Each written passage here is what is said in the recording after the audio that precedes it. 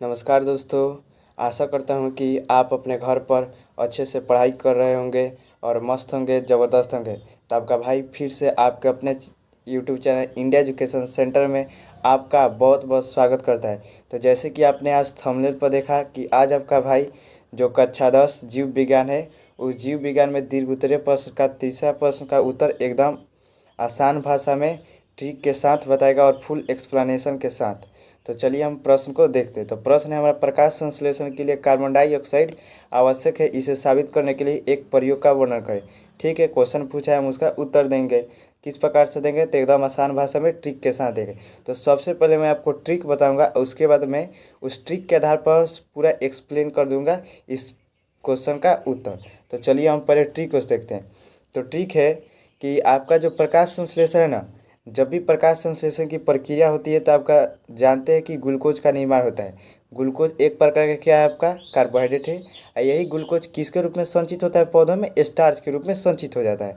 तो हम क्या करेंगे जी, स्टार्च का परीक्षण करेंगे, मतलब कि आयोडीन द्वारा स्टार्च का परीक्षण करेंगे और उसी परीक्षण के आधार पर, प्रयोग के आधार पर हम कह देंगे कार्बन डाइऑक्साइड क्या है जी, हमारा आवश्यक है।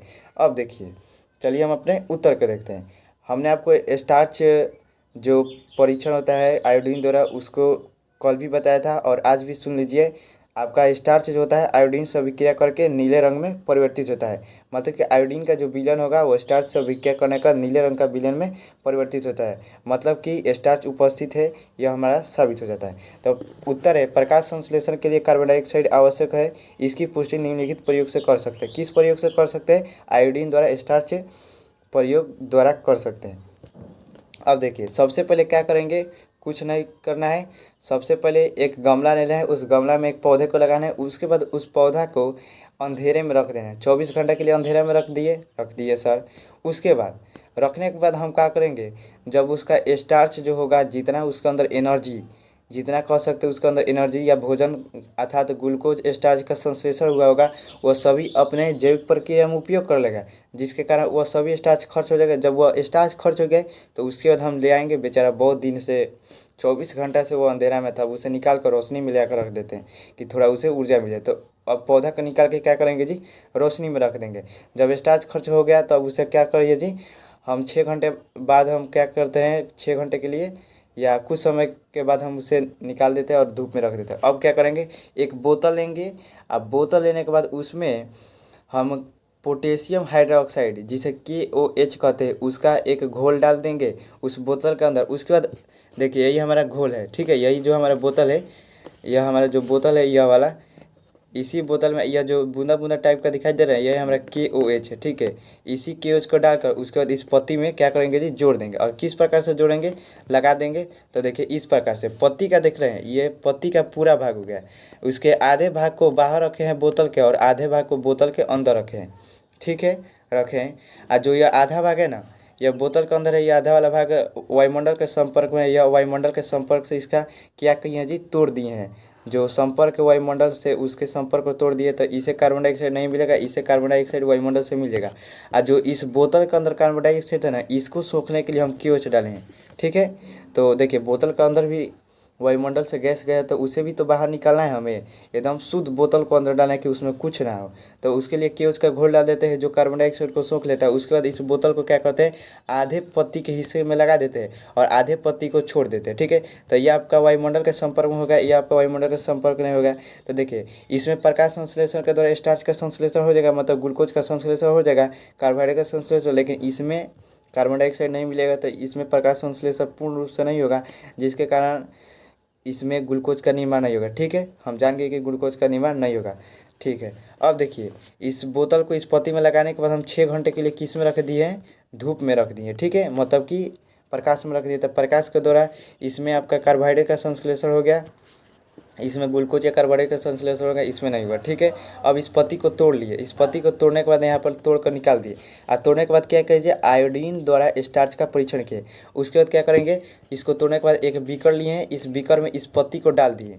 इस पत्ती को जब डाले हैं ना, तो डालने के बाद देख रहे हैं कि जो आपका, डालने के बाद आप देख रहे हैं कि जो पत्ती का, डालने के बाद देख रहे हैं जो पत्ती का बाहर वाला हिस्सा है वो नीला हो गया है, ठीक है। और जो पत्ती का अंदर वाला भाग है वो कैसा हो गया जी, रंगहीन हो गया है।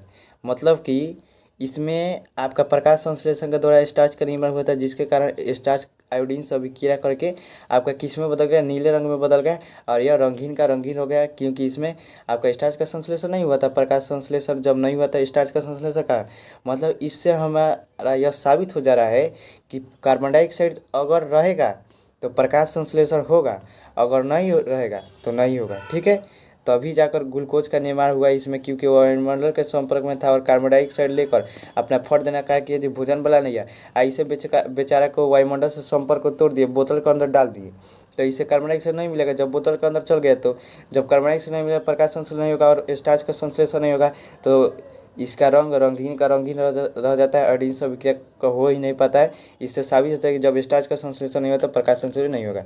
इसी जितने भी ट्रिक है, इस ट्रिक को मैंने क्या किया जी, इस ट्रिक को एकदम अच्छा से सजा कर इसमें लिख दिया है। गमले में लगे किसी पौधे को 24 घंटे के लिए अंधेरे में रख देते हैं, ताकि इसका जो पत्तियों में स्टार्च है, भोजन है, एनर्जी है, पावरफुल है, जो इसके अंदर का एनर्जी है वह सभी खर्च हो जाए। अब इस पत्ती को क्या करते हैं, कॉर्क की सहायता से एक बोतल के अंदर डाल देते हैं और उस बोतल में इस पत्ती से डालने से पहले उसमें क्यूज का घोल डाल दिए हैं, देखिए डाल दिए, ताकि वो कार्बन डाइऑक्साइड को सोख लिए। अब पूरे समायोजन को 6 घंटे के लिए धूप में रख देते कि बेचारा बहुत दिन से 24 घंटा से बेचारा पूरा धूप नहीं मिला उसे, अंधेरा में था, पूरा एनर्जी नहीं मिला, वो थक गया।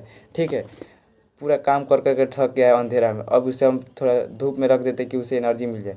ठीक है, तो उसके बाद हम इसे धूप में रख देते हैं। धूप में रखने के बाद पत्ती को तोड़ते हैं, तोड़ने के बाद उसका स्टार्च द्वारा, आयोडीन द्वारा स्टार्च का परीक्षण करते हैं। तो परीक्षण करते हैं तो देखते हैं कि पत्ती का जो आगे वाला हिस्सा है, मतलब कि जो पत्ती का जो पत्ती है, इस पत्ती का जो आगे वाला हिस्सा था, ये वाला जो बोतल के अंदर था, वो वाला भाग जो है, इसको छोड़कर शेष सभी भाग कैसे हो गए, नीले हो गए, मतलब कि जो वायुमंडल के संपर्क में था वो नीला हो गया।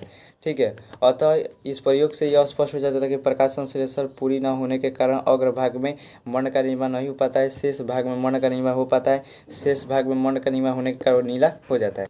इस प्रयोग से यह साबित हो जाता है कि कार्बन डाइऑक्साइड जो है आपका प्रकाश संश्लेषण के आवश्यक है। आशा करता हूँ इस प्रश्न का उत्तर आपको समझ में आया होगा। यदि इस प्रश्न का उत्तर आपको समझ में आए तो प्लीज़ वीडियो को लाइक करें, चैनल को सब्सक्राइब करें और इस वीडियो के स्किप मत कीजिएगा, क्योंकि इस वीडियो के अंत में आपको इस प्रश्न का उत्तर का नोट्स मिलेगा। तब तक के लिए जय हिंद, जय भारत।